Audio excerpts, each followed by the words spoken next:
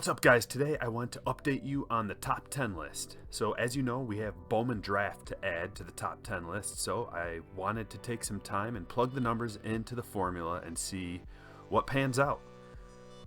Where do you guys think it's going to show up? Let me know in the comments below. I'm going to go through step by step, and if you guys have any disagreements, let me know. We can talk it out. So first of all, the stock. I gave it a 3.5, and that's because there's about half paper in there. There's chrome cards and there's paper. So 3.5 is where the other Bowman stuff landed as well, so I thought that was appropriate. The appeal got a 4 out of 5. The chrome cards and the inserts are really nice looking, as well as the parallels. The first chrome parallels are beautiful. You get the additional point for the licensing. The big 4, that doesn't apply. But the checklist got a 5 because it's all about the prospects, and there are some good prospects in here. The ceiling score gets a 5 because the ceiling on this stuff is almost as good as it gets. Bowman has a little higher of a ceiling, but we've only had really a few days of sales, maybe a week worth of sales. The high card divided by box is pretty good. It got a 4 overall.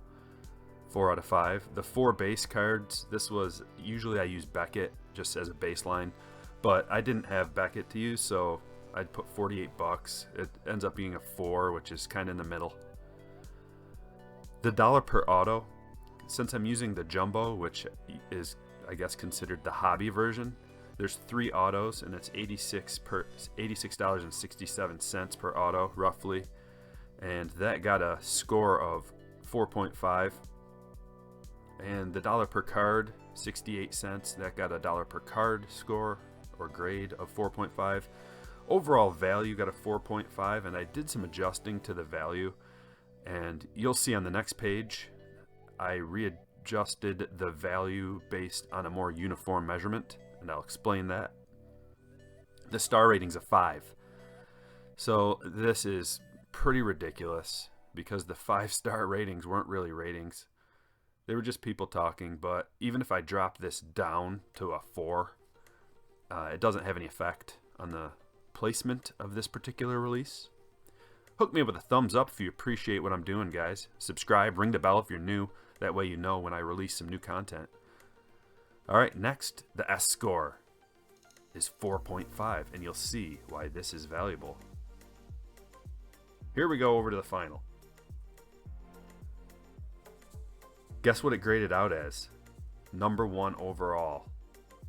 4.5. The next closest after my readjustment is Bowman. Bowman was number 2, coming in with a 4.4. So basically with the value, now what I did was I pretty much just added these 2 scores together, divided it by 2.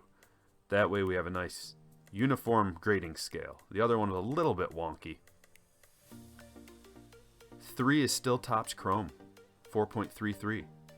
Finest still coming in at number 4 with 4.32, but the Bowman Mega Box dropped because I think I had this as too high on the value. I think I gave it a 5, and if you add the 2 together, it's more like a 4. So that dropped a little bit, quite a bit actually. And then coming in clearly authentic, we got Panini Chronicles 7. Chrome Sapphire dropped because the value's not as good. I had the value higher, much higher on this, and then I realized that it really isn't a great value at this price. At this price, it's not a great value. But once again, if you got this for cost for 50 bucks, then this Topps Chrome Sapphire is the best release. But as the secondary market priced it up, it's not. In my opinion. This is just my opinion. Topps Triple Thread dropped down to a 4.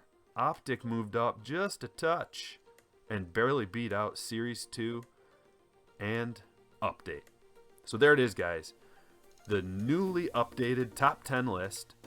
The next thing I'm going to come out with is the Bowman Draft production run. So let's see how much of that stuff they made. Thanks for watching. I will catch you guys later.